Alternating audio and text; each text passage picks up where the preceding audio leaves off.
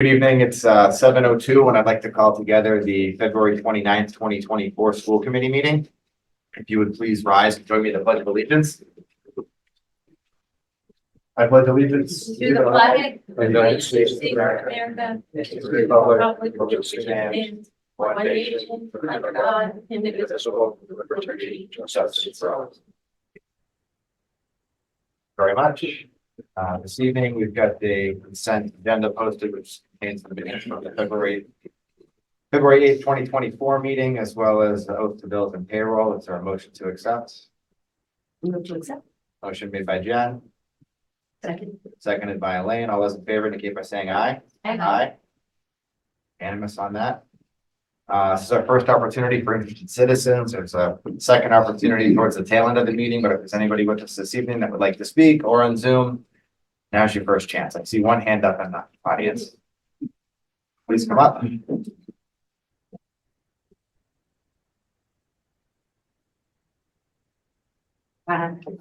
Good evening, everybody. Good evening. I'm Kelly Hart. I'm the president of the LEA. And this is sort of a continuation of our discussion before break about the school calendar.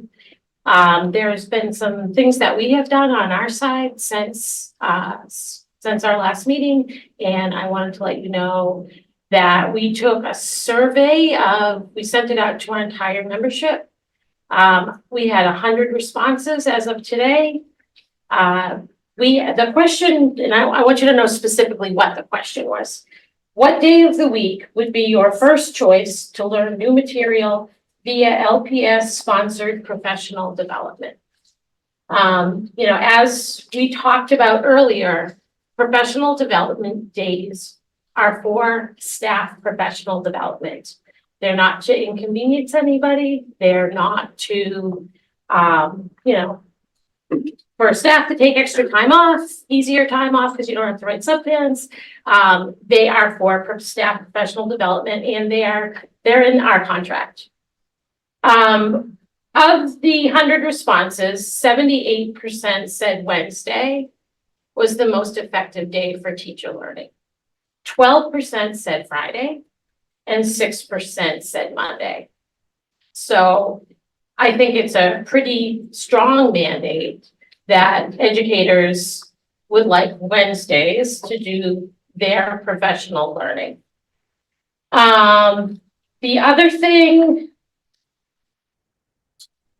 that I wanted to say, and this was sort of brought up at our last meeting, was that I've had some more conversation, especially with special educators since our meeting.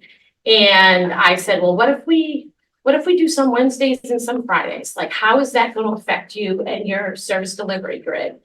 And especially preschool, which has special education IEP meetings on Fridays, they're like, well, that's our dedicated day for that. So if we switch things around, that we have professional development instead, when are we going to have our IEP meetings? Like that would be very difficult for them. And then I think the other thing is that, 2 years ago, the district did try to have more Fridays.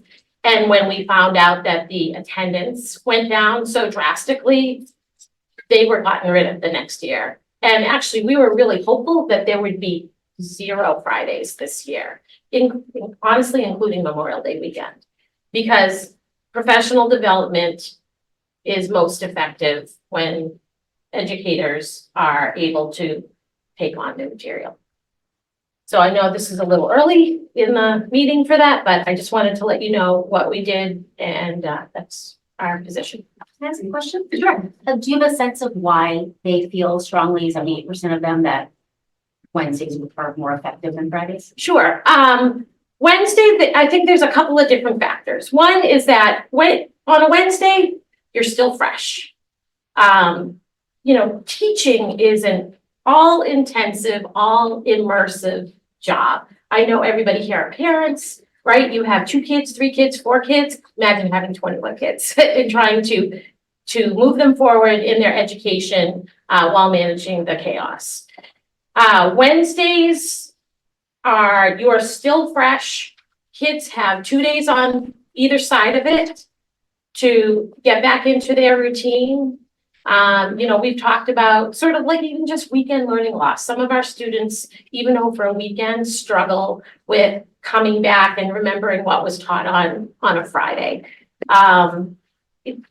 That's my understanding of why Wednesdays is the best day. I understand that no days are convenient for everybody. My kids went to Littleton High School too, so I know that no days are convenient.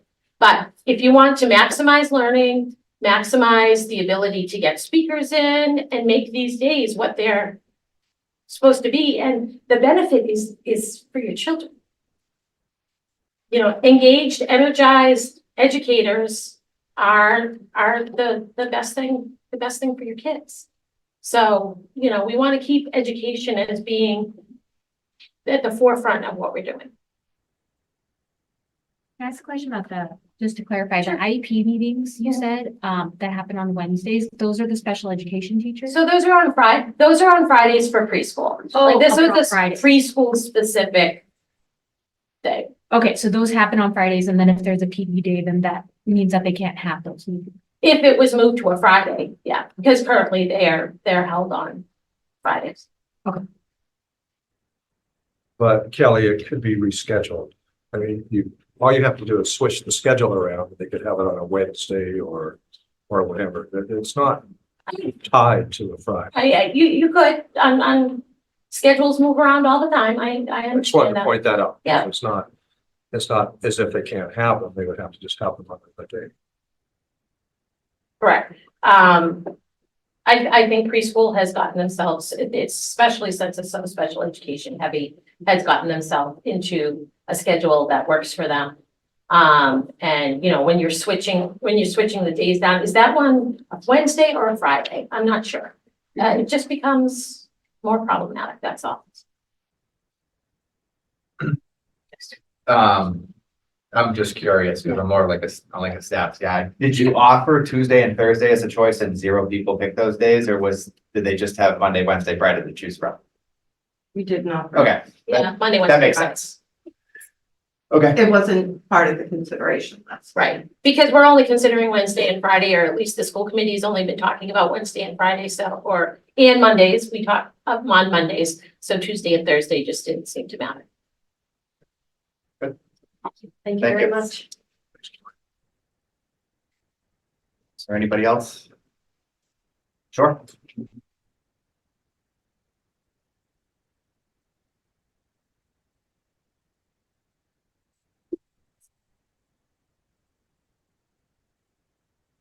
So I'm Rosario Coaches, a resident in town and also a special education teacher at Shaker Lane and mother of 2 Littleton High School graduates. So those are my qualifications. Since the last school committee meeting, I've thought about the calendar that, our educational experts had put forth to you for consideration, and if there were any educational benefits to changing that, based on the school committee's requested changes. And I personally could not think of any educational benefit to those changes. I do appreciate and understand that when anything is before the school committee, you're considering all the stakeholders in this game, right? The staff, the students, and the parents. And I also appreciate that any half day is going to be difficult for parents, especially those parents who don't have an option of working from home. Do the half days present challenges? Yes, they do. Are they scheduled to make challenges for parents? No, they're not. They're scheduled for professional development. So I guess the thing that I think about the most is that what is the purpose, as Kelly said, for professional development, so that your teachers have the best practices to give your students. And we heard data and a rationale from Mrs. Steele, our director of curriculum and development, that explained to you why it's best for students for that day.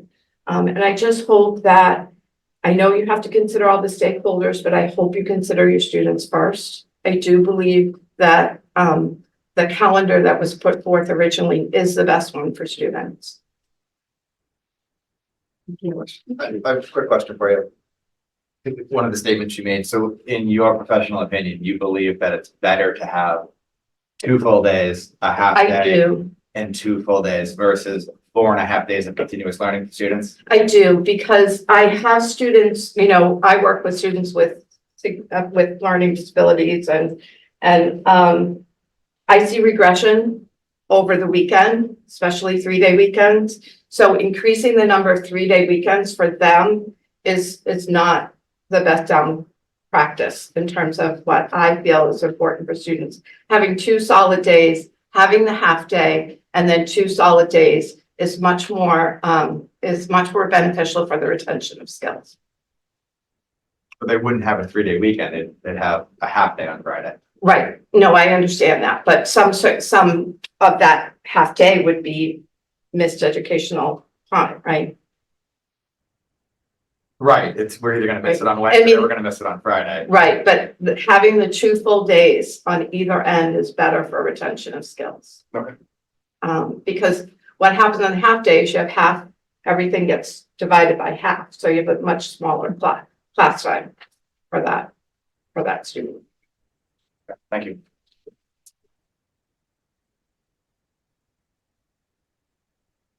Sure, another hand up? Hi, I'm Shayna Garlisi. I'm a second grade teacher at Shaker Lane and a Littleton resident. No kids through the district though. I just wanted to point out that I feel like we are not maybe fully considering our entire population when looking at a Friday half day. I think we're forgetting some of our most vulnerable students. I know that Rosaria and Kelly both spoke to our special education students, but we also have some food insecure students in town.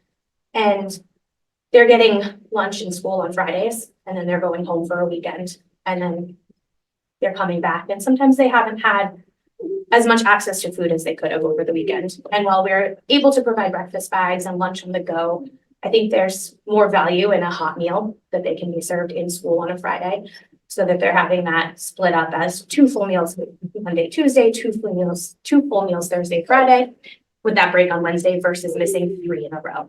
So just wanted to point out that we do have a varied population here in town, and I want to make sure that we consider all of their needs and all families' needs. And I know everyone's needs are different, and we're never going to 100% meet all of them. I just want to make sure that we are thinking about some of our most vulnerable students that are here in the school. Thank you. Can I answer your question? Sure. So I appreciate you representing that part of our population because we haven't spoken for them. So I really appreciate you just giving them a follow that, you know, that's something that we should consider as well. And I also wanted to ask, so we were trying to find like a compromise to figure out what works for the parents and the teachers and the students. Fridays seem to be tough because it's the end of the week. And as an educator, you're kind of drained. And I totally get that. Totally. I'm drained on Sunday afternoon after having 2 kids. So what my question to you is, can you tell me what Monday is, how that could be limiting for you? Because I think we saw from schedules that like Mondays and Fridays are typically the easiest days for parents to do some type of work from home schedule. Those are just the days that availability was there. So do you have any input as to why Mondays might not be a good day for you guys to do professional development? I think in terms of my own personal learning, I'd be fine on a Monday afternoon, but we're not here just for ourselves. We're here for the students. And I think that it almost feels like a false start, to bring it back to like a sports analogy, right? Like we come in for a half a day on Monday and then we get our week going on Tuesday. It just doesn't seem to be the right way to like start a week for students, to start with just a half day in the morning. I mean, we see not just in our special education students, I'm very sorry. We see not just in our special education students, but also in our regular education students that there's a regression over the weekend. And sometimes that can be, or at least I would foresee that being a little exacerbated to not have that full day of back into the routine and schedule of things on Mondays. My Monday mornings never look quite as smooth and efficient as a Thursday morning. So I just want to give the kids that full opportunity because we're all here for them.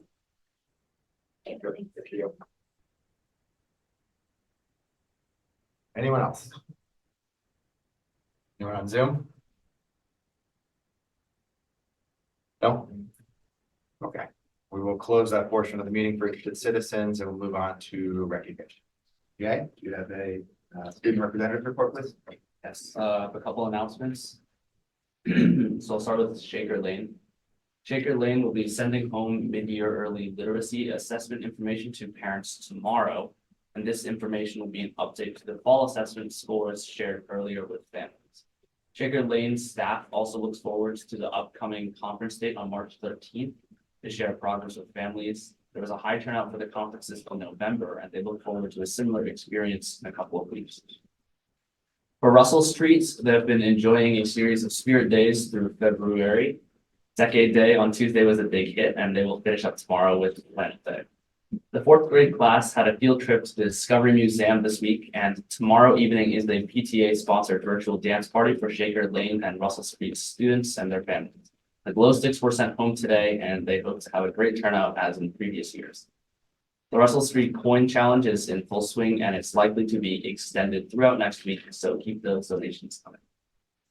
For the high school, there are a couple dates to put on your calendar. February 10th is the NHS bake sale at Donnellan's, or this is stuff that's already happened, I guess. On February 10th is the NHS bake sale for Rise Against Hunger. On February 15th was the junior college planning night. So the course selection process for that has begun for next school year. And then future events. On March 1st, the STEM Club is going to Science and Engineering Fair at Tufts, and LHS Drama also presents Miscast Cabaret at 6 p.m. The winter sports season is coming to a close. The girls basketball team will compete Friday night at 6 p.m. in MIA round of 32 games, and the boys indoor track team were the state champions for the third year in a row. Congrats, Coach K and the rest of the coaching staff. On March 5th, NHS will be having a bake sale at the primary election for Rise Against Hunger. March 7th through 9th, DECA students will be going to a state conference in Boston. And on March 10th, Model UN Club is going to a conference at Bedford High School in New Hampshire. That's all the answers. Awesome. Thank you, Jack. Great report. Yeah. Well done. Can get that virtual dance party out. Is that what it sounds like? Dancing in front of We'll get you the laptops. login. It is. Yes, it is. Yep. Buy a laptop. Kelly, you have anything to I add? have two to add. First one, Dave Riley, our energy manager, is with us here this evening. It's not your time to speak, Dave, so you can relax. And I just wanted to take this opportunity to thank him for his leadership in helping us reduce our energy costs within our district, and also reinforcing the importance of being mindful of our use of energy within our district and beyond. Dave has been with us for 13 years now, or 16 years as our energy manager. And during that time, we've saved a tremendous amount of money through his leadership, his ability to access grants, and always looking for ways to help us be more energy conscious.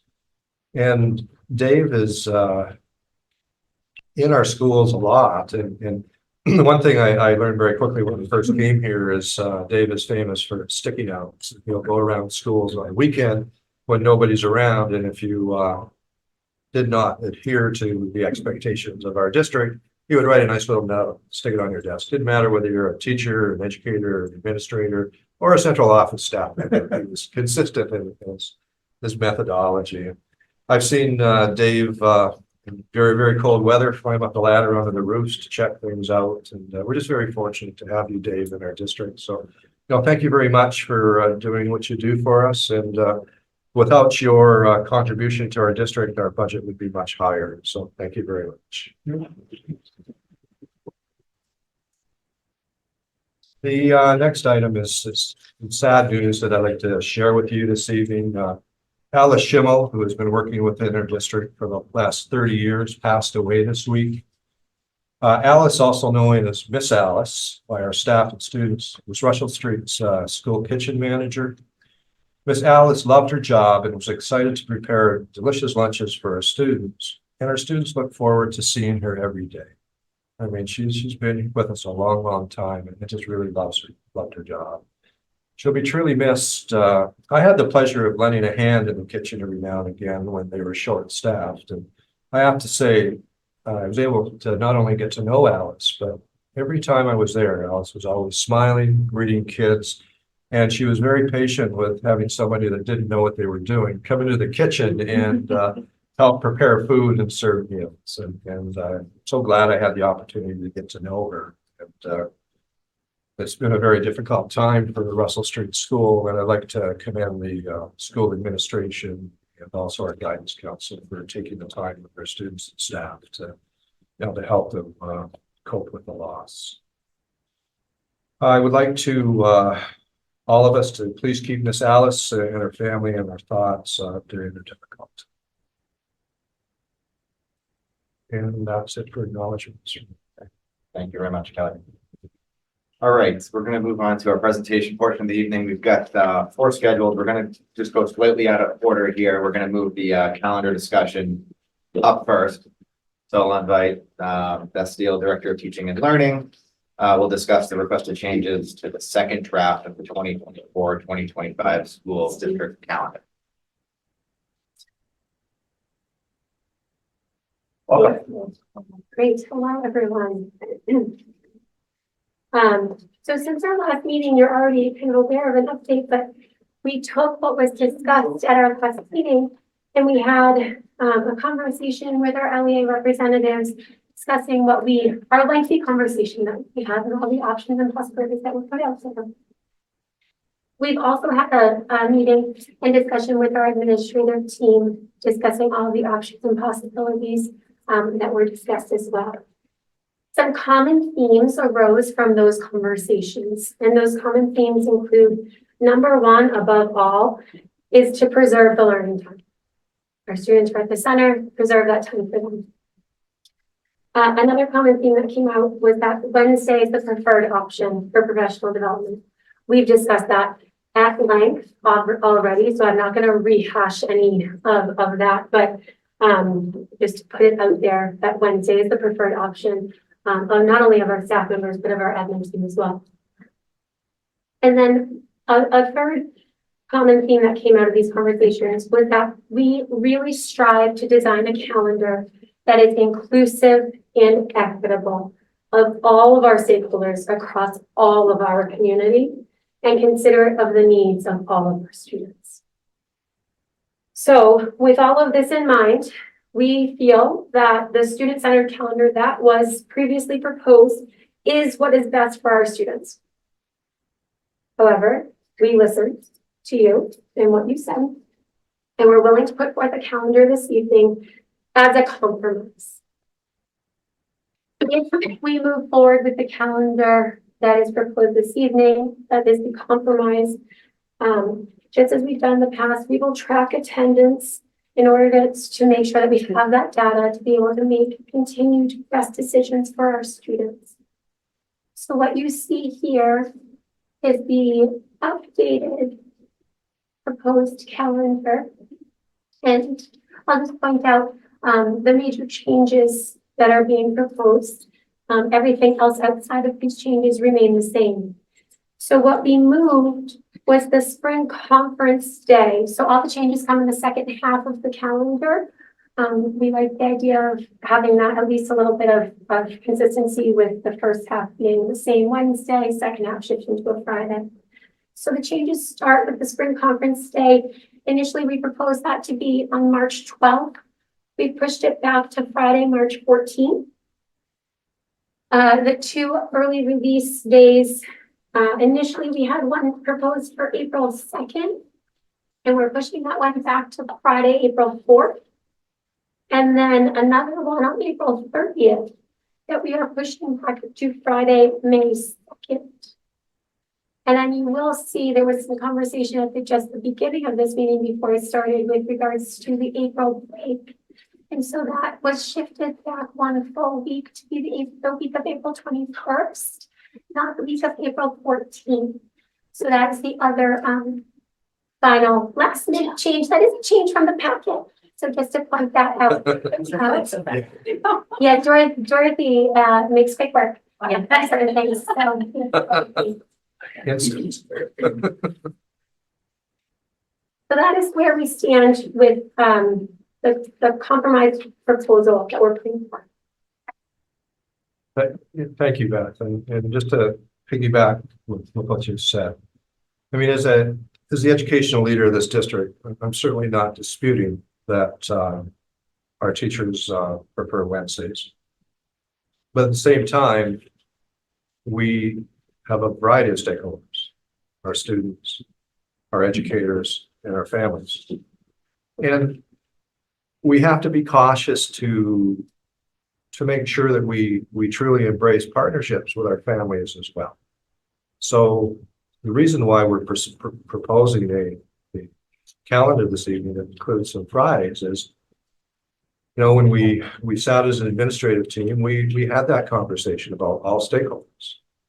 And I don't personally feel that it's too much to ask to try to alleviate some of the stresses that our families have as well. This still affords us the opportunity to have most of our PD days on Wednesday. But at the same time, it does give some of our parents more of an advantage to make their weeks a little easier. And I think we really do need to be concerned about that as well. We use the word partnerships a lot in education, parent partnerships especially. And one of my goals ever since I became superintendent here was to ensure that we did everything we can to embrace parent partnerships and not just say the phrase, but actualize the phrase. And we've done a pretty good job. We still have some work to do, but I think this is one small way of trying to balance our calendars so that we're acknowledging that you know, some of our families have a difficult time with Wednesdays. So for that reason, I'm glad that we were able to sit down and have that conversation. And I understand where our educators come from when they spoke this evening. Understand completely. So with that, we have that proposal before you this evening, and I will turn it over to the school committee. Sure. Thanks. Thank you for the opening remarks, and thank you for the presentation and the consideration based upon last meeting's conversation. We can hear from everybody. My initial question was the change with the parent-teacher conferences. So it seemed like there was consensus among the school committee last meeting. Correct me if I'm wrong, that moving that to Friday, we're not talking about a half-day thing with lots of, like, that's a day off no matter what. I'm just curious as to why we moved one to Friday and we left one on Wednesday. I'm sure many of us had conversations, as did the LEA staff. It was pretty clear to us in speaking with parents and families that it's so much easier not only to attend the conference on a Friday versus on a Wednesday, but also deal with that situation of your children being home as well. So I was just curious as to why we chose to move one and not both. Yeah, a couple reasons. One, our attendance rate was phenomenal this past fall for our Wednesday full day conferences. At Shaker Lane, it was almost 100%. It was 100% all classrooms except for one. And at Russell Street, it was 97 and above % attendance rate at all three grade levels. Do you mean attendance by? Yes, Okay. by a parent or guardian at, yeah, thank you for clarifying, by a parent or guardian to the conference. Yep. So that was one factor, right? We know that we have good attendance rates for conferences. A second factor is the idea of keeping the first half of the year being Wednesdays. So being consistent, anything that is a district interrupted day is a Wednesday for that first half of the year. And then finally, we really did think about when report cards, and it's important that families are able to preview report card grades before making decisions about who they meet with. And so I'm speaking specifically about the high school. As we said, the grades come out, excuse me, the grades come out on November 12th for the high school. And so putting conferences earlier does not afford families the opportunity to actually look and preview what the grades are, to make the decision to say, well, I really want to make sure that I get in to have a conversation with that teacher in particular because I have these concerns or whatever it may be. So that's why those are the three reasons why we chose to leave the conference. What's the attendance rate at the high school for conferences? That data is not compiled fully Any yet. idea? Any guess? I'd be hesitant to guess. Less than 50%? I don't think we want to make any assumptions. I don't think we want to put any numbers out there right now because we just don't have that. We're happy to get that for you. Very busy. when I had. It depends on the teacher and the department, like that, the high school was doing, we can have fully scheduled math and English teachers and some departments see, you know, so it's variable that way, whereas, you know, the elementary, you're going to see one teacher, you see multiple teachers at the high school. So, you know, a teacher might have a stray appointment in the afternoon, but that's it, you know, and they were fully booked in the morning. Mhm. Or they didn't have anyone in the morning, you know, at all, and just a couple in the afternoon. So it really is. So just to talk that through, so the report cards come out on the 12th. Yes, So then, on like what, the 13th, 14th, 15th, that's when they get to choose who to meet with on the 20th? Is that how that works? In terms of the scheduling of the appointments, we can schedule that, you know, we actually will be scheduling soon. I'll send out an email tomorrow to parents about scheduling conferences for March 13th. And they're not going to make their commitments by March 10th this year. That's what we're doing this year in terms of, we're talking about next year's schedule. Right. But when do the report cards come out this year? They have to choose by the 10th. The report cards come out when? Yeah, I could take a look at that. Yeah, look at the marking various closed. I'll get you the exact. I think, excuse me, one other reason that we chose to do a Monday, or sorry, a Friday and leave the one as is that it'll give us the database that we don't have at this point in time. So after running it for a year, you can do a comparison in terms of the attendance of interviews with the traditional conference, which has only been the first year. And we can take a look at the Friday conference and you know, do a comparative analysis in terms of, was the attendance similar or was it down? So I guess from our point of view, we wanted to ensure that we had some good data to use. We may find that it doesn't make a difference. And then in the FY26 calendar, we could maybe consider doing 2 Fridays, but just want to be cautious at this point in time. And we all value the time with parents, and we want to make sure that you know, we're offering interviews that are going to be effective and at times that'll be effective for families as well. Beth, did you say at the last meeting that you did have data about Friday conferences from a couple of years ago? Or did I? not Friday conferences, Friday early release days. Oh, okay. I mean, when I was teaching in Westford, we tried Friday conferences and it was very poor attendance. Oh, I know what it was. It was right before Thanksgiving break. It was Wednesday. Yeah, very poor attendance. Were they full day conferences? Gonna be Hawaii. But I wanted to, I've been thinking about this a lot since the last meeting, and to be honest, what Kelly had said, is Kelly still here? Yeah, what you said really stuck with me, about learning new things on a Friday afternoon as a teacher. And I'm a former teacher. I taught for 20 years. So it brought those memories snapping back. Teaching is exhausting.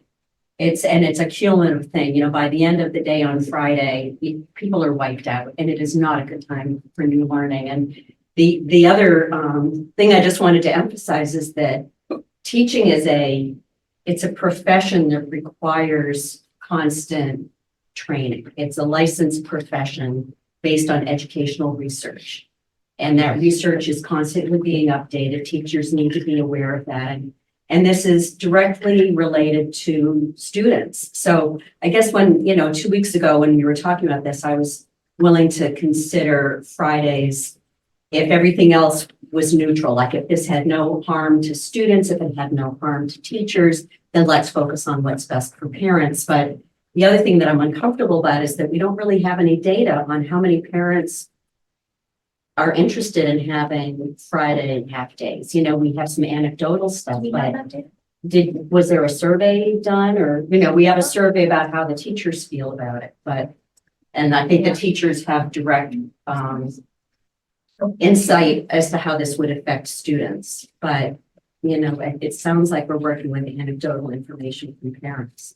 I mean, I don't know if Stacy wants to, Stacy had a post on Facebook, right? It's Facebook, it's informal, but it is data. Yeah, and what was that? It was probably over 75% parents said that Fridays would be their best bet, and I think it was over like 200 participants, but again, it's casual, I know I know all the intricacies of putting something out there on Facebook, but that was, I think we as a school committee said we were trying to reach out to our networks and you guys would talk with the teachers, and I was like, that's kind of the best way just to get some actual data. So it was overwhelmingly Fridays were easier for them, but again, if there's, you know, the educational benefits to those outweigh the convenience for parents, I think that's kind of what we're discussing right now. Yeah, But I mean, yes, I for parents, think it's- we've heard some, well, to me anyway, I'm leaning toward, well, I'm proposing that we go back to the original calendar that Beth proposed 2 weeks ago, because I think there's been some compelling arguments, especially tonight, about the impact on students, the impact on teachers, and also families. You know, if we do part Wednesday, part Friday, I know a lot of busy families that would miss the switch and be like, oh, wait, what? I thought it was a half day Wednesday. It's Friday this week, and get, you know, and they have to mess up their after school planning. So, you know, after listening to everybody, and I do appreciate all the people that have come to speak, because your points are very well taken. I'm leaning toward the original calendar that Beth proposed 2 weeks ago. Jen, you are being. I mean, I think that I appreciate the new calendar that you proposed. I think the compromise is fair, and I would like to see how we do for a year doing. I appreciate the fact that you start with Wednesdays, the first half of the year, to sort of keep the consistency, and then dip our toe into some Fridays in the second half of the year and see how things go. I think that does listen to the community from the family's perspective, the overwhelming majority. I realize Facebook's not scientific, but it is legitimately 200 real people responding and saying overwhelmingly Fridays work better for families. I know I'm a working parent. Certainly a Friday is lighter workload for me to be able to, you know, I know that's anecdotal, but I think that's sort of common. So I appreciate the compromise, and I would accept that calendar for sure. Yeah, also really appreciate the work that went into this. The calendar is not easy. So many different constituents saying different things. And really appreciate all the voices we've heard of, like, being able to focus on learning, which is really important to students as educators, and that being very challenging on a Friday. I want to just throw something else out there, which is, I think, like, really good points were made about PD day, and I would be totally open to all the PD days being Wednesday, and maybe a compromise being the conference days being Fridays, because I think it's two completely different arguments. And I didn't do it on Facebook, but I did WhatsApp surveys with, I think it was like 25 plus families, and asked, I think last time the question was raised about, you know, families sort of seeing a Friday conference day as an opportunity for a 3-day weekend.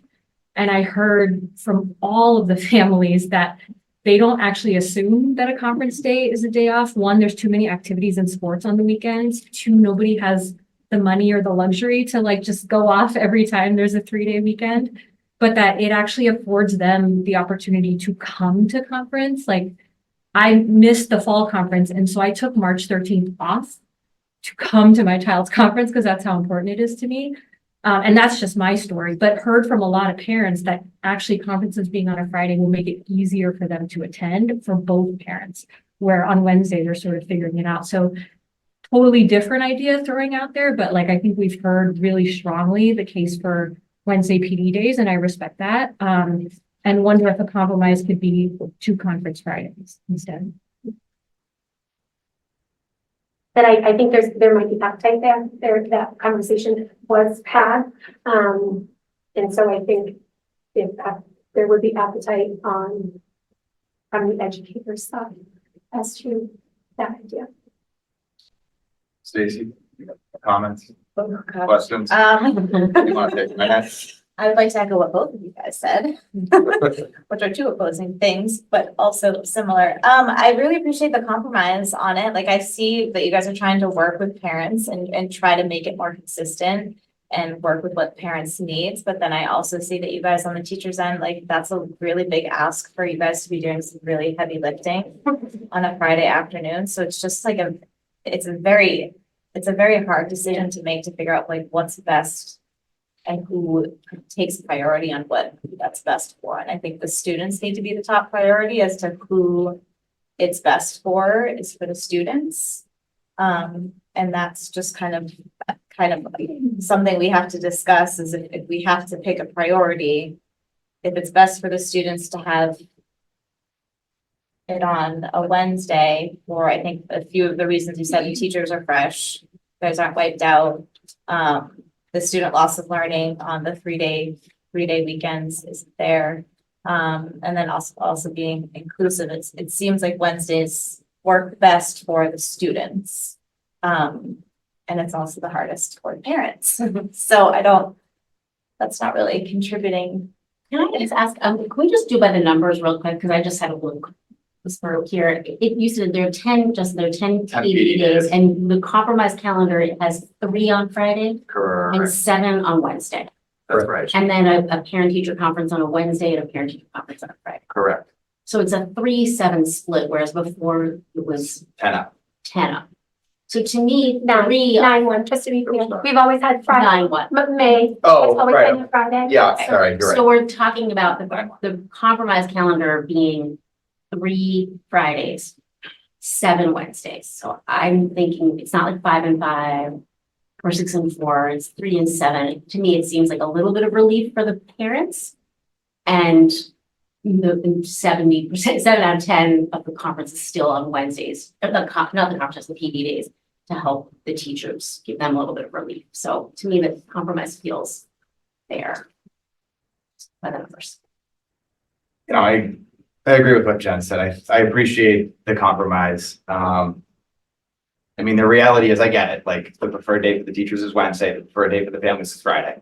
Like we're going to be at odds. So a compromise sounds fair. A 7-3 split sounds like it's in favor of the LEA. I'm certainly willing to support the compromise of the 7-3, see where it goes from there.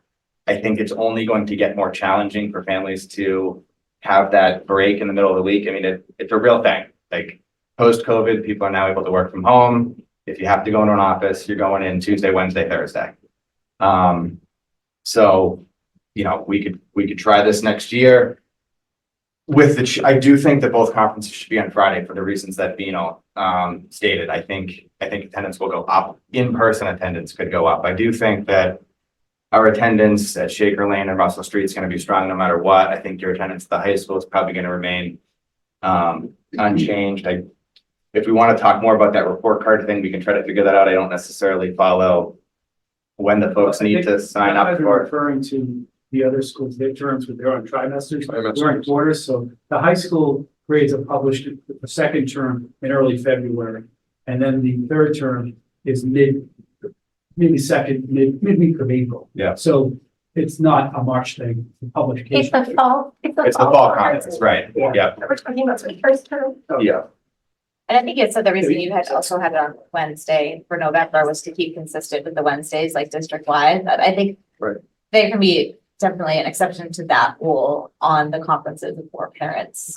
Find it easier to go do that on Fridays. I appreciate the consistency of keeping it Wednesdays, but I don't really see that as a huge variable for keeping that on a Wednesday when the majority of our parents said Fridays are easier for them to. And also just to throw out there, I do not recommend Friday, November 22nd, because I think that would be very low attendance. Okay, I'm just saying, if we're using that as a stat, that's gonna be bad. It would have to be another Friday. But,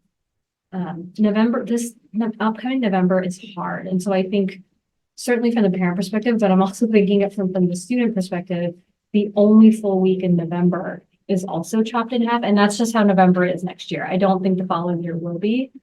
But I think it makes that one full learning week hard to see sort of cut that way. So There's no you're saying ideal November in this You knew it scenario. was the 15th.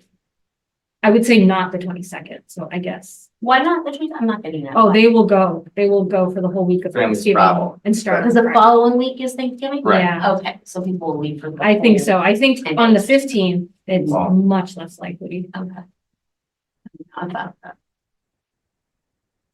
Is there any appetite for Vino's proposal or no? Which is, Keep Oh, the wait. PD days on Wednesdays, but move Not the for me. two. I mean, the compromise, I'm for the compromise on the PD days. Yeah, and So does anyone have anything else to offer in terms of a discussion? Would anyone like to make a motion?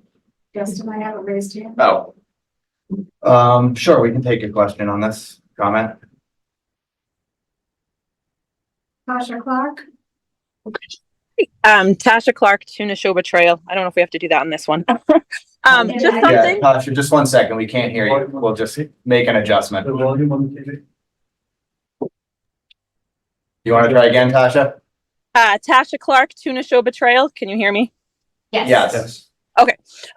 Just something that I had that I'm not sure has been thought of if we're rotating is for Shaker Lane and Russell Street. The specials this year went to 4 specials and then a rotating special. So the kids that have a special on Monday holidays, which happens frequently, lose out on that special. And if you're going to switch the different days, then what rotating day it works on, and then like you won't be able to switch that, I don't think, midterm. And so like some class is going to miss out on, art, gym, whatever, repeatedly. Okay. Just a thought. Yeah.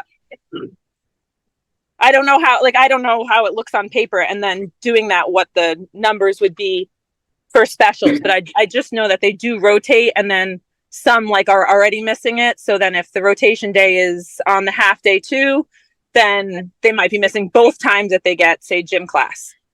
Right. So I think what Tasha's saying is the first calendar was 9/1. There was that one day where they were going to lose that special. On the 7/3, there'd be 2 additional times if those students in 180 days, there'd be 2 additional times if they wouldn't have art or music or jam art. The schedules for half days, the school should be running a compressed schedule for every period. Is that They include just specials? Lesson, Okay. plus a regular, so on a Wednesday PD day. Yeah. Yeah. They will run the whole day in the morning. They will shorten the classes. Yeah, so they don't lose it. It's just shorter, like every other Shorter. class. But the conference day is a different story. Yeah, right. Okay. On the conference day show. Yeah, I forgot about the shortened day. So it would just be if you can make the shortened day on Friday. Yeah. Okay. So your concern was about your point was about the. Yeah, I conference. just like if someone would miss Friday. because like if the rotation day, yeah. Yep, I'm good. All right. Thank you, Tasha. Thank you. Thank you. Anyone else, Dorothy? I have another raised hand. Okay. Jillian, please state your name, your street, and your question, please. Jillian Anderson, 16 Trot Road.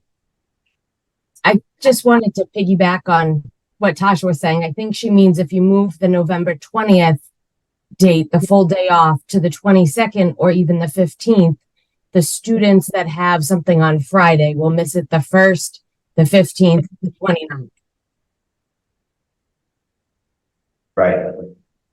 Like if you move it to the Friday, yeah, you now. So if you're my child who loves gym class and that whole month he has it twice, yep, that'll be fun times. And I know, yes, it's minimal in it, but I think if we're thinking of the students, then that is something to consider. Okay, thank you. All right. Anyone else, Dorothy? That's all. All right. There's no further discussion. It'd be appropriate to accept the motion at this point in time. If anyone would like to make one. I'll move to accept the compromise calendar that was proposed by Beth Steele tonight, As presented. as presented. Motion made by Jen. Second? Anyone hear a second? Second by Stacy. All those in favor indicate by saying aye. Aye. All those opposed say nay. Nay. Abstain? Can I abstain? I mean, I'm not necessarily opposed. Are you not ready to vote? I don't. All right, so that motion did not pass because we only had 2 yeas. Is there an alternative motion that would like to be made? I propose a calendar with the PD days being consistently on Wednesday, except for the Friday before Memorial Day staying on Friday. And the November 20th conference being moved to Friday, November 15th. And motion made by Dino. Do I have a second for that Can you motion? just say that one more time? So we're going I to, propose a Wednesday. calendar moving Wednesday, Friday, April 4th to Wednesday, April 2nd. Friday, May 2nd to Wednesday, April 30th. And moving the conference day to Friday, November 15th. And that motion's been made. Is there a second for that motion?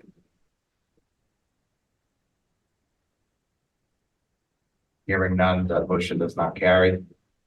I'll try. I will propose, the 2024-2025 school calendar as presented with the following change. The, November 20th parent teacher conference will be moved to November 15th, which is a Friday. And the professional development half days will all stay as presented. So just to clarify, out of the 10 PD days, we're talking about 3 Friday, Correct. 7 Wednesday, and then both parent-teacher conferences on a Friday. Correct.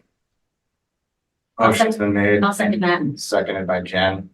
All those in favor indicate by saying aye. Aye. Opposed, say nay. Nay. Abstain, say abstain. That motion passes 3 to 1 to 1. Okay, we have a 2024-2025 school calendar. Thank you, Beth. Thank you very much. and can we maybe outline some of the data that we want to come back with on this? Sure. Just to make sure, if this is kind of a trial thing, I think it's really important for us to make sure that we have good data so that next year when we're reviewing it, we can at least look back and see what attendance was, how the teachers were doing with the transition, et cetera, how the parents were doing conferences. I think that would just be helpful for us. You're looking for, Parent teacher conferences and, attendance on the early release status. right, Yes, right? Yeah. Anything else that you would like to? Can you quantify loss of learning no. on Mondays? I don't think so. I think that's the only other concern people talk But about. it's gonna be really tough for us to do that because the Friday half days aren't going to happen yet. When we need to, right? That's true, yeah. And we're also talking about Fridays in the second half of the year when the weather's warmer and so we can what I would suggest we do is have a school committee discussion prior to a draft calendar so that we're not coming in at the tail end of the conversation. We can be a part of the conversation and perhaps just get it done in one meeting. But yeah, any data that we have that we can reference, high school parent teacher conference, things like if we just have all the data and have an informal discussion, that would be helpful. Sure, get that. All right, I think we got the hard one out of the way there. We'll go back to the regularly scheduled agenda. So next up, we have the energy update. So with us this evening is the energy educator manager, Dave Riley, who received quite the welcome by Superintendent Clenchey. We'll give an energy update on Littleton Public School District. Great. Welcome, Dave. Thank you.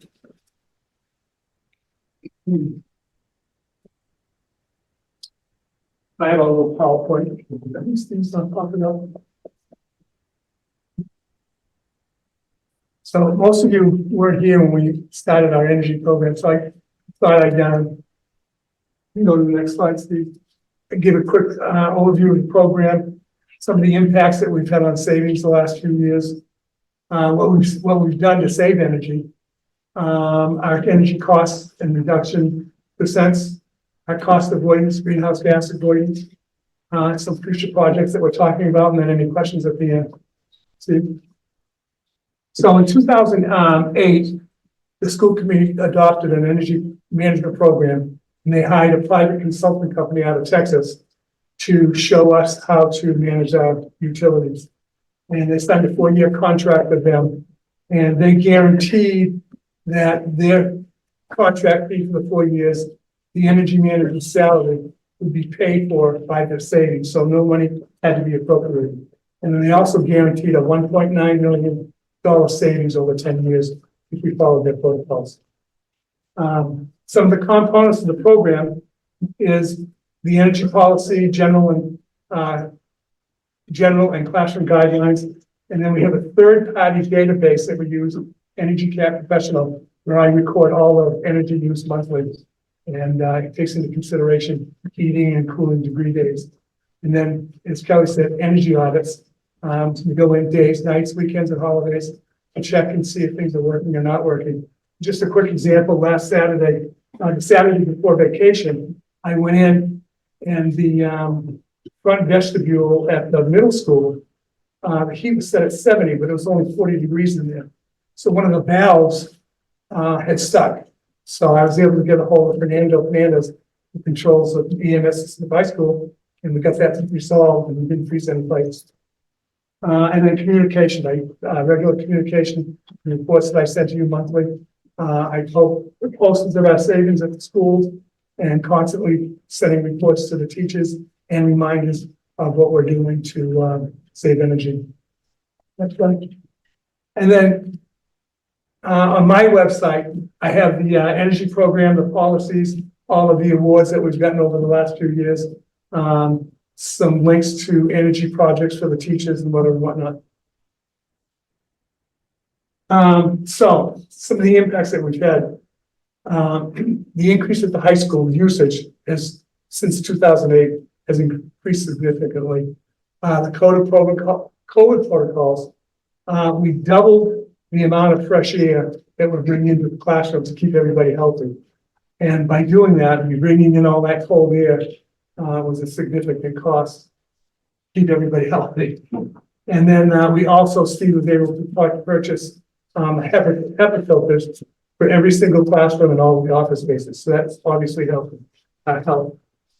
Tiger Den has since expanded over into Shaker Lane. So the Shaker Lane school is up and running longer in the afternoon.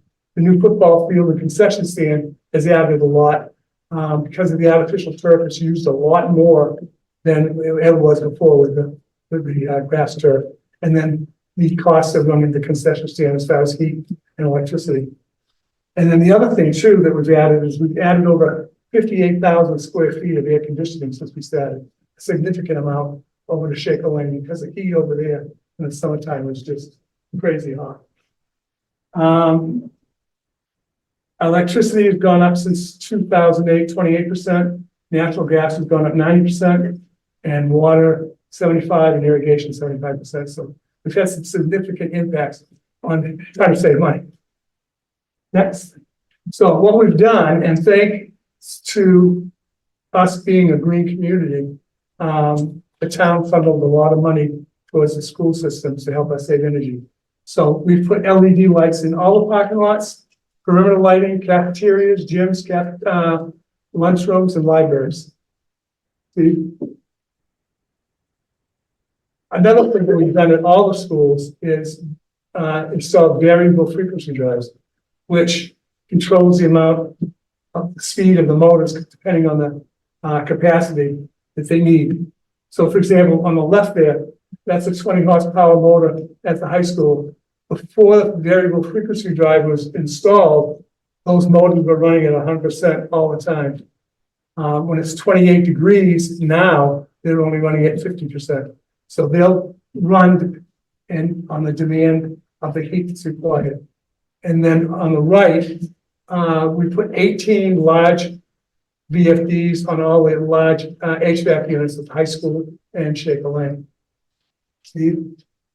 And then we had a significant upgrade on the controls on all the unit ventilators at the high school to better control the air coming in and out of the classrooms. See? And then we also had a significant amount of weatherization done at the schools. The top left corner shows at the middle school, above the drop ceiling, there was a significant amount of cold air coming in. So the company came in, we had a company come in, and they put insulation in all those areas, at all the classrooms at the middle school and any of the drop ceilings at Shaker Lane. So that was a significant project right there to save some energy. Also at that time, they put every single exterior door had new weather stripping put on. So we closed a lot of air gaps there. And then at the high school, we put a large capacitor in to better distribute the energy. And we're saving money by reducing our demand monthly on our bills. And also it's redistributing electricity in motors more efficiently, saving the life expectancy of the motor. And then all those projects came to $752,000. That was the grant that we got from the green community to pay for that, all those projects. So that was pretty significant. That was over a course of a couple of years. Yes. Right. Yeah. And, gotta thank, we've been able to do, thank Fernando at the high school. He's on the EMS system daily, and if there's any issues, even on the weekends, I can call him and he can make adjustments from home even. And then Steve's been able to, the paperwork for the green community is fairly significant. And Steve helped out with that. And Diane Dickinson, the special project coordinator for the town, she helped us put the whole package together and submit it to the state for the grants. And then we continue doing some capital projects. Just this last October, we had a company come in, and at 3 of the schools, a lot of the hot water pipes weren't insulated. So we had an engineer come in. The project cost was $27,767,067, and we were able to get a little over $20,000 grant from National Grid. So it only cost us $400, and that was a 1.5-year buyback. So what we've been able to do is on the natural gas, our usage and costs, we've been able to reduce by 36%. The electricity, our usage and cost by 33%. Water cost and usage by 14.9 and 17. Which gives us a savings over the last 16 years of $3,363,958. So fairly significant savings with the program.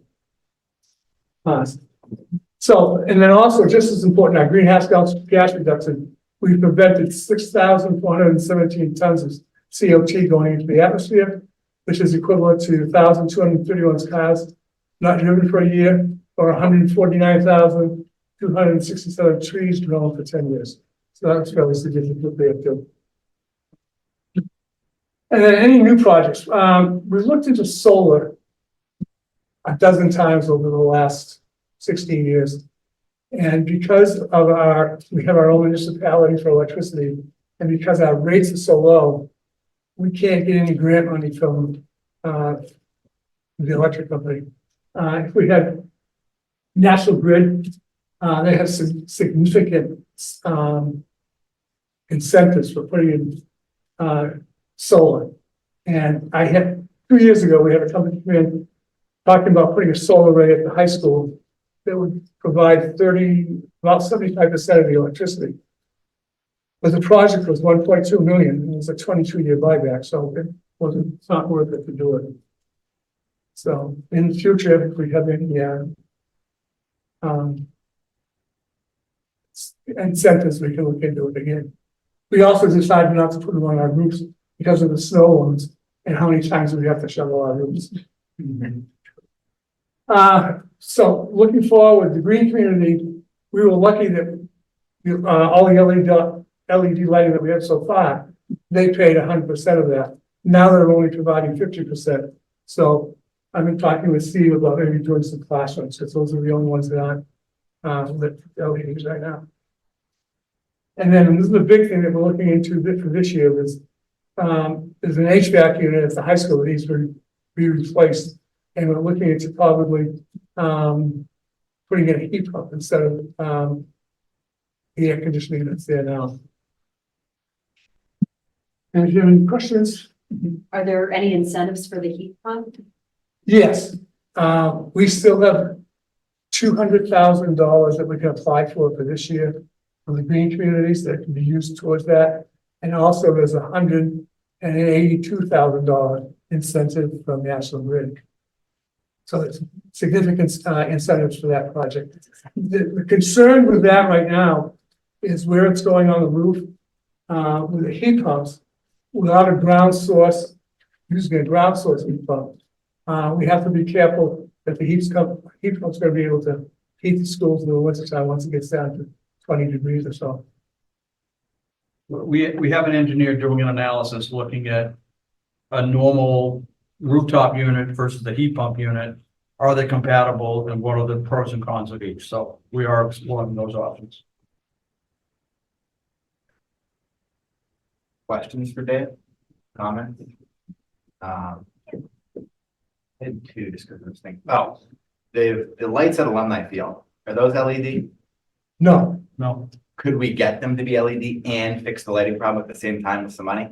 With some money, but there's no, I There's looked no at, money for that? there's no incentives to be, I called the state on that. And Yeah, they're not providing any money for lighting. right. It's one of those light posts in the wrong spot. Correct. Two of the poles are Yeah. shifted. We've looked at that. Right, And the last time we priced it out to adjust the lights, working with Musco, I believe, I don't remember off the top of my head, the number was north of $200,000. okay. And then like sort of a weird comment, but since we're talking about lighting and you had a picture of the high school gymnasium, I don't think the gymnasium's lit well enough. Is, You talking the high school? yeah, I think it's like, honestly, like when I visit other schools, we go in there for basketball, I'm like, this is kind of dark. Is there any way to increase the lighting in the high school gymnasium? We could, Maybe just chat with Why don't we Mike do- Lynn about We'd that. have to swap out all the fixtures and put different lights in, but, Okay. I'll check with Mike. This is the first time I'm hearing that anybody thinks. it's I could be dark, wrong, so. it's just like a personal observation, I'm like, it's not when particularly we bright put in them in, here. when we first put them in, Mike was happy, Yeah, compared to what we had before. sure. Yeah, Well, I'll have those conversations and get some feedback from, the athletic director. Right.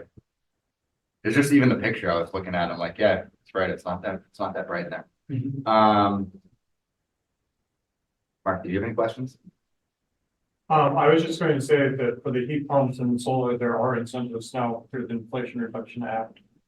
And I know we're getting ready to replace the HVAC units on the high schools, or are we looking at heat pumps for those or just replacing? What are we looking at for the, Yeah, so I have an engineer looking at what the different options are to replace with the rooftop units, whether it's a conventional in-kind replacement to get something that's more efficient, or whether heat pumps will work, the footprints and all the ducting and the piping and all that has to be worked out. I have a local engineer who's looking at that. and there are federal incentives that the town, like if you install heat pumps at your house, there's a 30% tax credit you can get. Municipalities can get something equivalent as a tax credit. It might be a lower percentage, like 20. Right, and that's part of that analysis we're doing with the engineer, who's. that's under the Energy Reduction Act, 50%. Inflation reduction, yeah.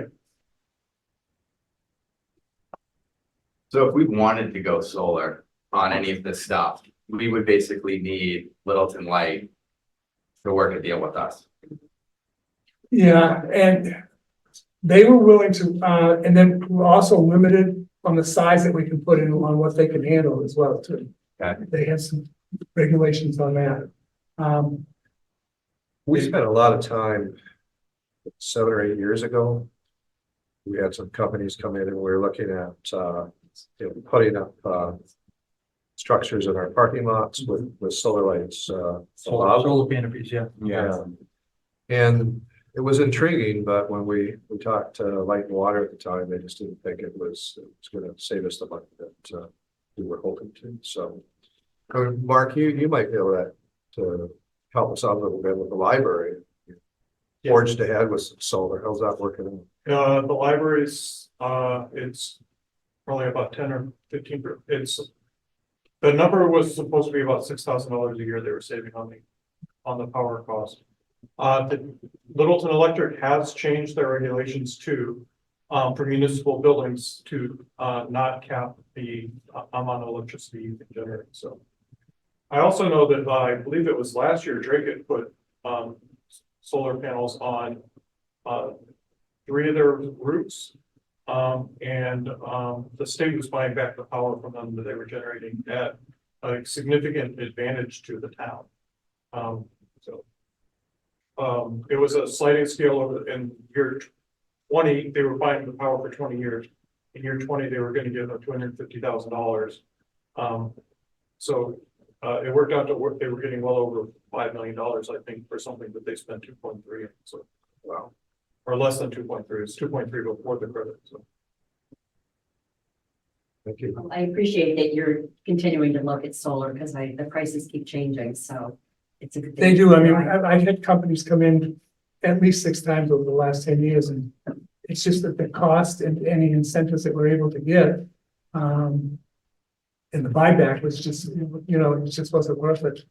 Yeah, some of the companies we had come in and explore with, kind of pulled out of that process. Again, this was a couple of years ago, and maybe LAW has changed some of their policies and rates, and things like that. So certainly something we can, try to explore then. I had a couple more things that, you had mentioned earlier during the pandemic that more air was being brought into classrooms. So was there a point in time when you stopped doing that? We're still bringing in a significantly more than what we did. And so that Before raises COVID. the heating costs because that's cold air coming in. Right, especially in the winter time. Correct. You're bringing in that, so instead of bringing in dampers were open at 20%, they were open to 40%.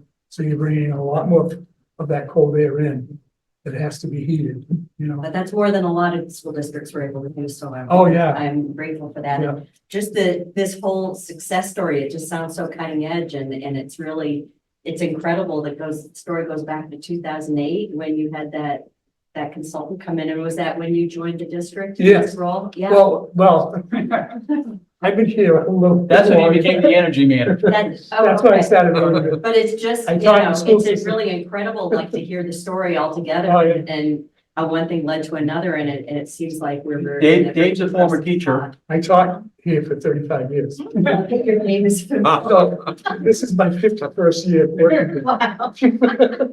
So, and beautiful slide deck. I do appreciate the slide deck. Thank you. All right. Thank you. Dave, thanks for all your work. Appreciate it. Let's say, All right. Up next, we have a presentation of subscribing to school calendars, video tutorial. and I'm not sure. Julie's not here. Online or, no. I think I think we click it. Why don't we just click Play it, play it? Okay, there's no sound to it. Yeah, that's okay. All right, give me a second then. No.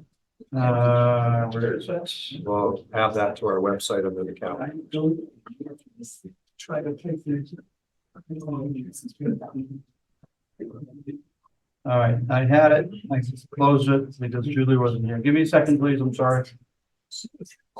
It's very simple, and nobody knows you do it, so. So we moved into. Well, I knew it was in Maybe, I know in it's September. I mean, I already did it for the year now, but I would do it. Well, It's. almost ready.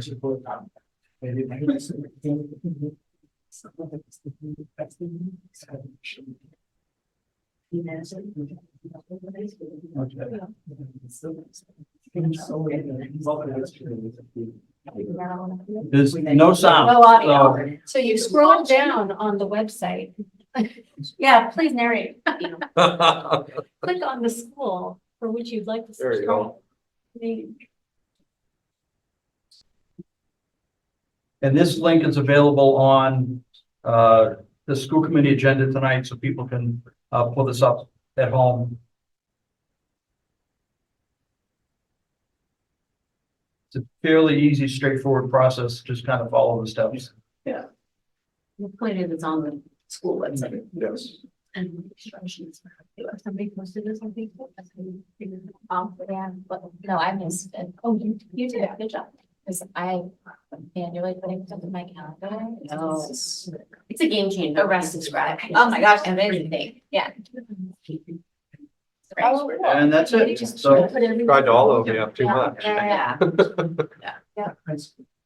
All right, next, I think we have John Harrington talking Yes. about the vision of a graduate. Hello, everyone. I think John, give me a second. Pull out. Thank you.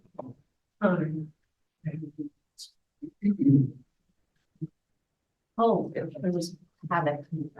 look out. No one. Which one do you want first, John? Probably just the one without this, I think it's standards.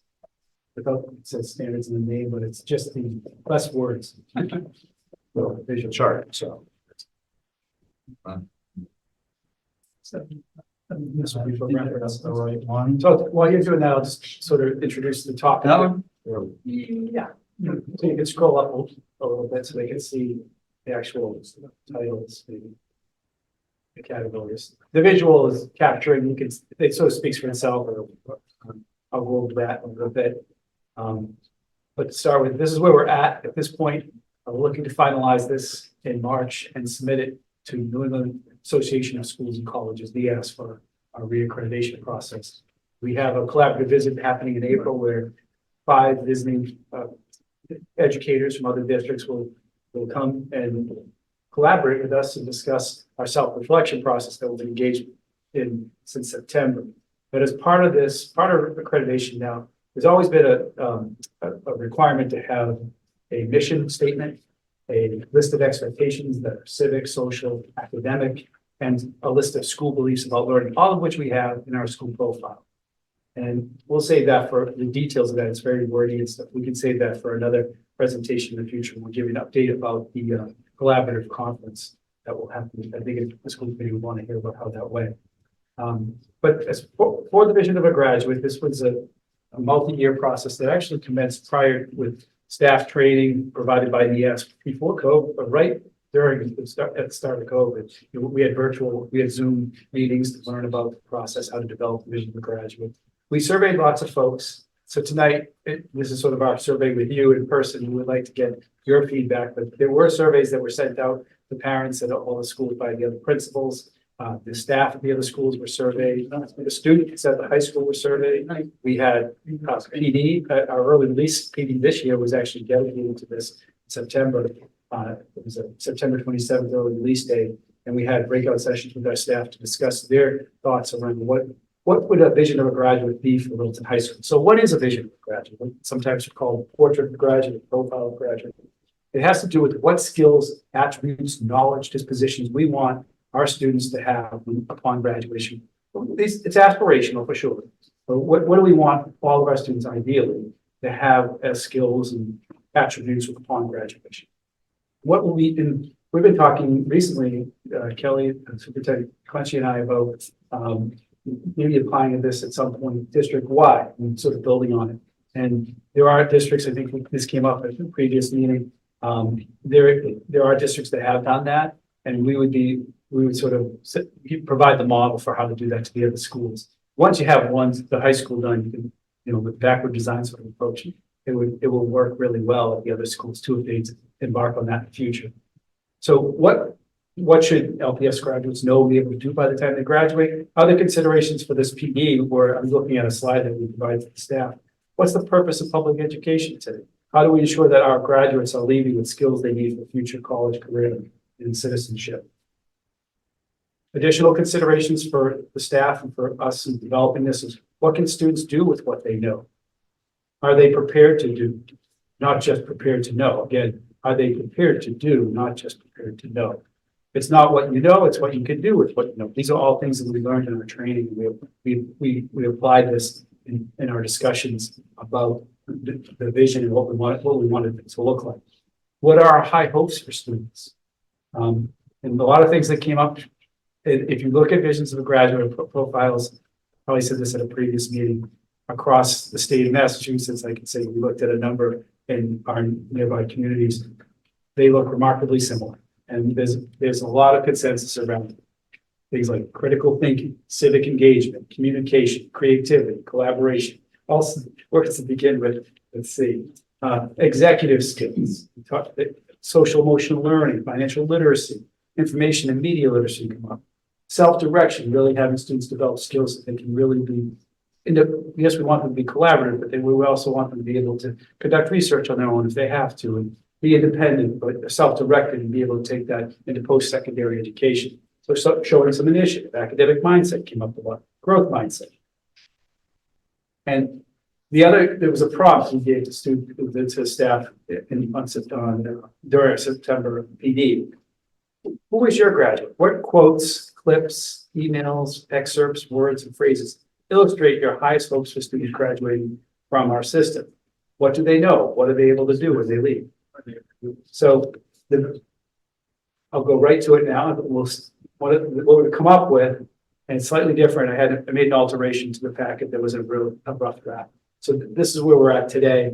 And again, if you look and compare us to other districts, you'll see a lot of the same. They almost are buzzwords in education, but they are things that will have meaning, and it will be things that we will attend to in our coursework. There will be descriptions of this that I'll show in another slide shortly. It's not in the packet. And there's also this follow through on this. These are things that we are going to assess with our students. So what does it look like to be an effective communicator? We will have coursework that attends to the development of that, students 9 to 12, as well as explicit objectives and assessments. Critical thinker. And so you can see the thought bubble for effective communicator, or the little bubble there. It could be representative of anything, but it's supposed to represent communication. Critical thinker, we have somewhat of an image of a brain there. The mindful learner, I was looking at a school that's a real model for developing visions, and they train a lot of districts on it. And we went back and forth with just learner, avid learner, dedicated learner. I mean, it's really a wordsmithing thing at the end. And you might have some opinions too that you'll want to share with us after this meeting to say, hey, you know what, I'd really like to make sure this is in there. But these are the broad categories. And then, so mindful learner, we bounced around a lot. Skillful collaborator. We added the word skillful recently, but we had for a long period of time, it was just collaborate. Health and wellness. This came out of our school council meetings with parents and students and staff. In recent meetings in the last couple of months, there was such an emphasis. We were reviewing this and more intensely. A lot of the parents were strongly advocating that it had to be explicit. There had to be something about health and wellness as a broad category that could be filled down. Now you'll see that in the next slide. But health and wellness, it's something about that, but it didn't quite fit. So we were looking, do we say healthy and well-balanced student, healthy and well-balanced individual to kind of match the other ones? So we're still in the wordsmithing stage on that one. So I just wanted to share that, why that kind of sticks out. But no one really argues with it. And a lot of schools, you'll see that they're ending as, sort of the nouns as communicator, thinker, learner, collaborator, citizen. Then we have health and wellness as a concept. But that's okay. It doesn't have to be designed. It's ours, so we can say what we want. So the engaged citizen, obviously very important to have civic engagement. That went around different words like being civically engaged. And now we ended up where we are today with engaged citizens. Steve, if you wouldn't mind going to the next slide. Yeah, 3 seconds. Thanks.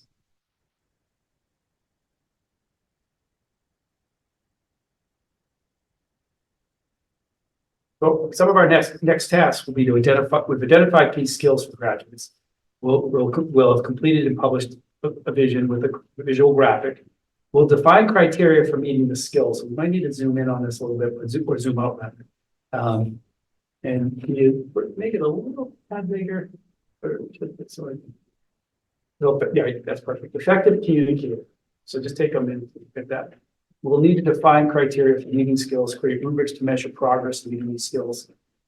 And I gave you a hard copy if you're having trouble seeing it. It's a small print. It wasn't the best, it wasn't blue and gold, but it printed.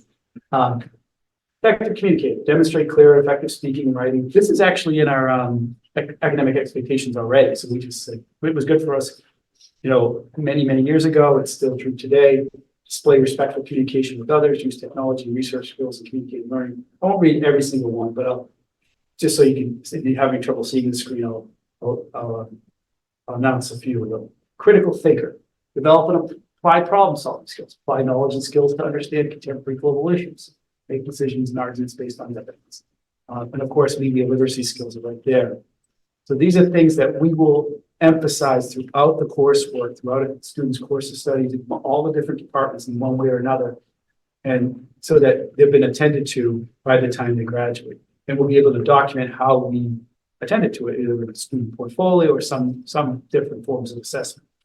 Mindful learner, that's the one we have for now. That's the category name. Strive to master academic content standard. That's That's part and parcel of what we're required to do by the state, so that's certainly in there. But we also want students to be able to develop, the word that's missing there is sort of jargony, but it's metacognition, to really think about their thinking, think about their learning, to be able to adapt it, to reflect upon it. And so as they show initiative and show self-direction, they'll be reflecting on their learning and making adjustments accordingly. And of course, growth mindset is already in our mission statement or in our beliefs about learning as a school. And we want students to demonstrate a growth mindset, adaptability with overcoming challenges. So this will be assessed and documented in some way. The next, can you scroll up a little bit? Yeah. Thanks. If I can read some of the skillful collaborator. So we adopted a core value back in 2012 about teamwork. And this is really important to us, skillful collaboration. We want students to display shared commitment and teamwork in accomplishing goals, make active contributions, achieving those goals, and evaluate, reflect, and revise based on constructive feedback from peers and from other, from faculty. And of course, this was Paul Orzik, and I want to give you a shout out to Paul Orzik, our library media specialist. He's one of our co-chairs and steering committee. He worked late with me this afternoon, revising some things in wordsmithing, and he developed the graphics, so he deserves all the credit for that. Work effectively and respectfully with others using collaborative and innovative technology. He made sure that that was in there. He made a number of changes with me, but that was one that I appreciated him commenting on. Work effectively and respectfully with others using collaborative and innovative technology. And certainly as we look at AI, that's going to be something ahead for us. Health and wellness, engage in activities that promote physical fitness, mental and emotional health, and a balanced life. Strengthen and demonstrate social emotional learning skills. We had a presentation just recently about that. And support healthy and sustainable global environment and develop financial literacy skills. That was a big one for parents. We kept on hearing about financial literacy as an explicit target.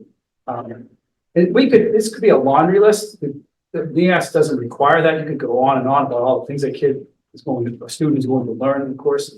And that will be mapped out in our deep curricula with objectives and unit plans. So this is meant to be sort of an overarching view of what a high school student would experience. Engage citizen, of course, understanding the rights and responsibilities of citizenship. That's currently in our mission.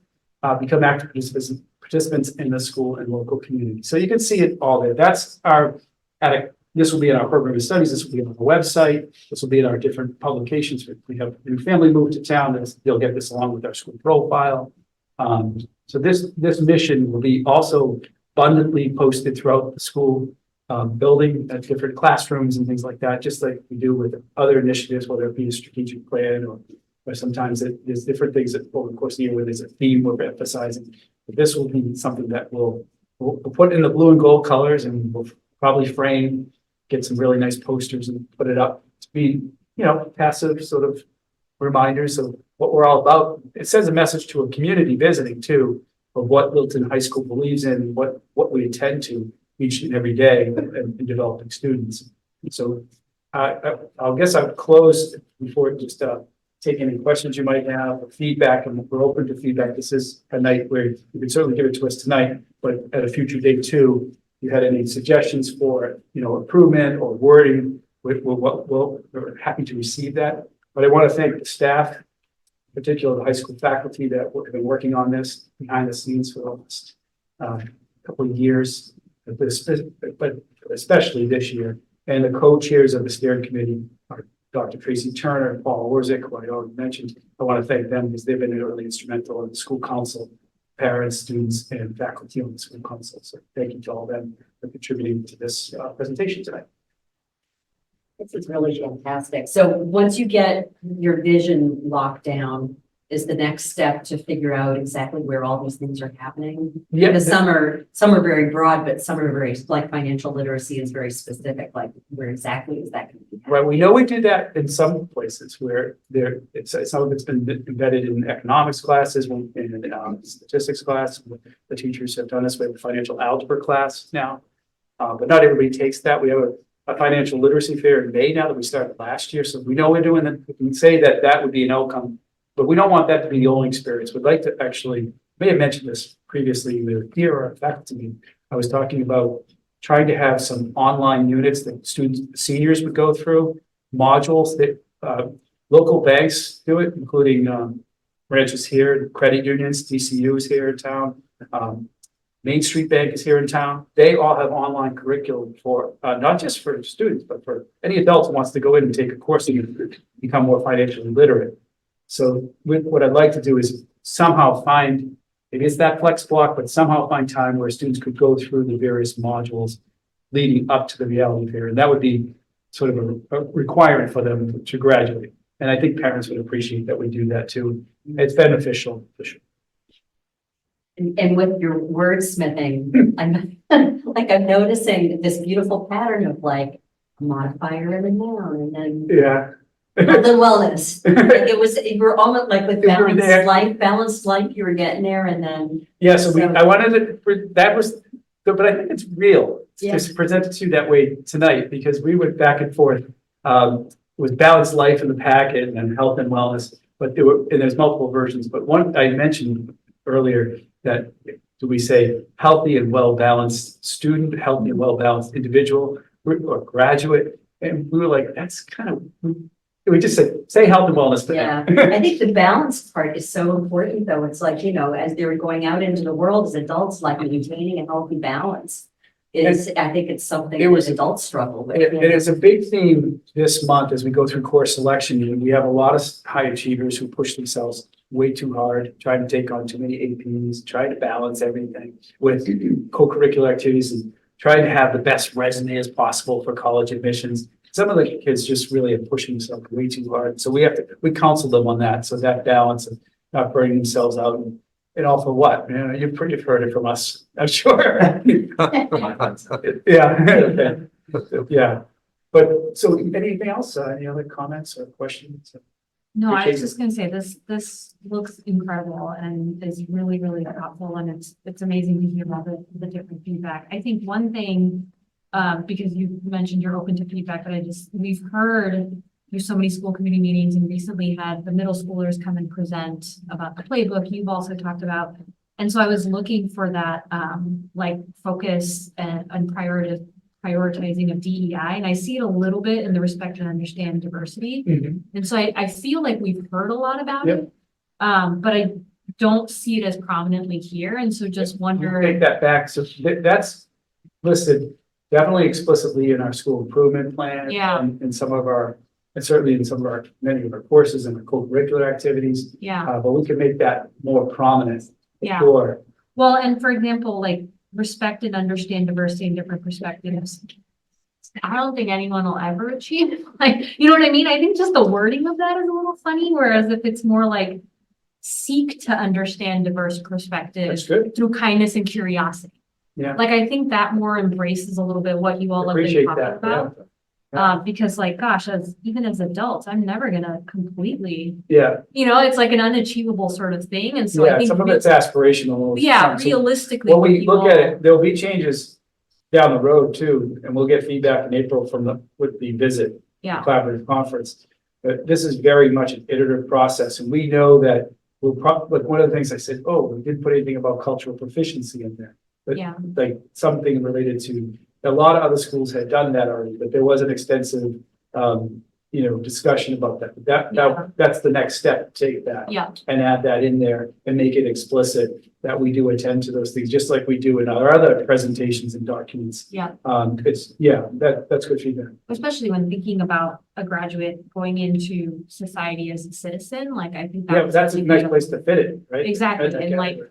seek diverse perspectives, but maybe also like embrace inclusivity or something. Like, I feel like we Oh, talk yeah. about it a lot, but I think it'd be great to see them. And we can definitely find that language. It'd be as easy to update it as tonight, because if we look at some other districts, they have it very explicit. Yeah. So thank you for sharing that. Yeah. We'll be sure to do that. Can I add something as well? And I just want to echo, this is beautiful. This is wonderful. I love everything that's in here. And I know a lot of work went into it.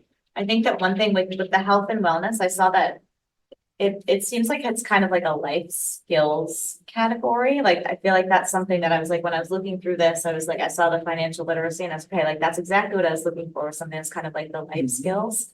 So I feel like that's something to incorporate too, and keep in mind that we're It's very academic focused, but we also want to make sure that we're teaching the kids some of these like really great life skills, which our district does a wonderful job doing. And then I think one thing that I also did see that was missing or not represented because it is so academically focused is for the students that are going into like any type of skilled work or anything like that. I don't see anything there where they would be represented as the vision of a graduate. And I think we do our graduate, our guidance department definitely attends to that in terms of post-secondary planning, but we can make that more explicit. There could be some phrase about that, because when I noticed it when we said college and career readiness, I was like, ooh, we didn't really, maybe that should be changed to post-secondary planning. You know, rather something more generic that captures all of our students. Yeah. But there is such an intense focus sometimes in Littleton on college. And Yes, things like yeah. that. So that was definitely noted in our mission or in our vision. But I think we couldn't, it's a simple adjustment of saying Right. post-secondary planning. Yeah, I call will it do out so. a little bit more. Yes, but I think but that's two great. really good suggestions. Yeah. All right, Thank you, it's beautiful. That's We great. can easily update that. Thank you, John. Thank you very much. John, just for a sec, thank you for putting this together. It's something really good. Two things that come to mind that you may want to consider is character. Right, we talked about that. Yeah, and the other one, I mean, we're an interdependent society. We depend on other countries for our existence. And what I don't see, and maybe if it's coming, is the importance of global citizenship. So that's something we have talked about that, and I appreciate the comment because we were discussing whether to make it change, engage global citizen. It just insert the word global because a lot of districts do use the word global. And they make that clear. And then we could add a descriptor underneath that to describe exactly what that means. Global is in there somewhere, it's in one of the finer descriptors, but we can make that more pronounced, I guess, or just more obvious by even rebranding that category and saying engage global citizen. Because ultimately, so much our societies are so interdependent now because of, we can cross over distances aren't as important anymore because of technology and speed of travel. So I think it's important, and we're interdependent in so many ways in our global economy. So it'd be worth probably that change of just inserting the word global. Everybody's good with that. I'll go with that for Kelly. And you're not the only one that mentioned that, Kelly. And what I like about this is it's not messy at all. It looks really good. And I think you have to be cautious to not bring too much attention to too many things so that it looks messy. This is easy to understand. It's easy to know what the focus is. And one of our primary missions, Kelly, you talked about character. We were just talking about phone about the other day about that, is to make sure we're developing good people, right? We want them to be responsible, respectful citizens. But we talk so much about kindness and so there could be an explicit mention of developing character in some way. There was a fair amount of discussion about the difficulty to assess character development at some point. So that's why it probably didn't make this version today. But there could be certainly some mention that attends to character, and it's explicit that we do. We'll make a mention. So I've got it all. I've noted it all. I'll add it all and make sure it's in the so that you had. I said this to school council. I should probably say it to you just to make the final closing remark. What these meetings were meaningful. I want people to say thank you for your feedback. You're going to shape what we do, and the school council hears this from me pretty frequently, like shaping our school improvement goals. You're going to have an impact. I say this a lot to our student reps who serve on the school council because I want them to know it's not just like check a box for community service or that you're just attending a meeting with the principal and other folks, but they voice concerns and they're able to bring up ideas and constructive feedback for us. And we listen to that and we incorporate that in our school improvement planning. So know that your feedback is really appreciated and we'll be sure to attend to it. Thank you. Thanks, sir. Thank you. Thanks, John. All right. Dorothy. Now against this, but I just want to make note, it was a misunderstanding. Julie Moore was not to come to the meeting and make a presentation. Okay. She did this under the request from Stacy. Just to Oh, put I the see. tutorial up there for parents to be able to review. Gotcha. Okay. So that's when I stepped out of the room, but that link's available within the packet. It's Yes. in the package, yes. It's Right. just On the website as well. Stacy, they wanted. Anything from Stacy. All right, that wraps up the presentation portion of the evening. This is our second opportunity for interested citizens. So if we've got anyone in the room or on Zoom that wishes to speak before the school committee, now is your final opportunity. All right. We'll move through subcommittee reports and then look to wrap up. So first subcommittee is PMBC. PMC, I do not have any updates. Fine. Budget subcommittee. Budget subcommittee doesn't have anything to report, other than the fact that, Budget presentations next week, yeah, 2 weeks. 2 weeks. 2 weeks, next meeting. next meeting is the formal budget presentation. We're working on the presentation. We'll get you guys draft copies to review. Great. And if we need to post ahead of that meeting for a subcommittee meeting, let's do that. All right. Policy subcommittee. I can start, but I'm tired, so you should. I'm not making sense. So we had shared these policies for first reading at the last meeting. From your agenda, we do have 2 modifications. Letters to policies CD and CHD. Which Elaine, I believe you had sent, because the policies just say committee, we want that to say school committee. Right, because in the same sentence, it's talking about another committee. Exactly. And so if you capitalize school committee, it makes it more clear. Yeah. I was like putting comments on this, like, you comment on a Google Doc to make notes for myself and didn't stop to think that Dorothy owns this document, so when I make comments on it, they go straight to Dorothy, so I apologize. No, it's all right. I was just making notes for Perfect. myself. So those were lost it, C, HD, And see. CE. Yep. Thank you. CE and CHD were the 2 places where it says committee that would be changed to school committee. So we're not asking to accept those as is, but with those changes. Okay.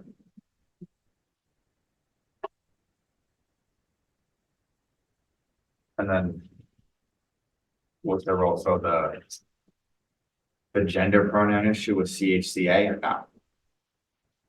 Of CHCA. In that final paragraph, we use the word his, Oh, yes. Superintendent will use their judgment. right?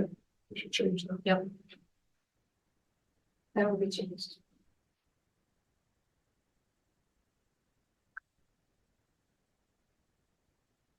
That was the one, that's the one about approval of handbooks and directives. Right. Where it says that the school council should review the handbook each spring and consider changes in the disciplinary policy that would take effect in September. So I thought that that would be interesting for us to hear about that as a school committee, to hear what each school is considering in their handbook. Yeah, what the disciplinary policies. Elaine, we actually bring any handbook revisions to the school committee for their approval. So, but, well,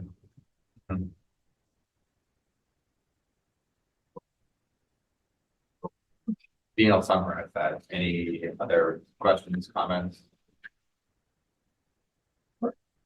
Do I need to motion with the specific modifications, Dorothy, like the I pronoun? would, because it's the second reading, that way it needs to be approved and moved on. Okay. It's gonna be some back and forth. Motion to accept the second reading of the following modified policies. CA, CDD, CBI, CHA, CHCA. Second, Okay, motion made by Dean, I'll second by Elaine. So those ones are those are as printed in the packet. Yep. Okay. All those in favor indicate by saying aye. Aye. Opposed? None? 5-0, okay. Okay, motion to accept the following policies with the following modifications. CE, changing committee to school committee.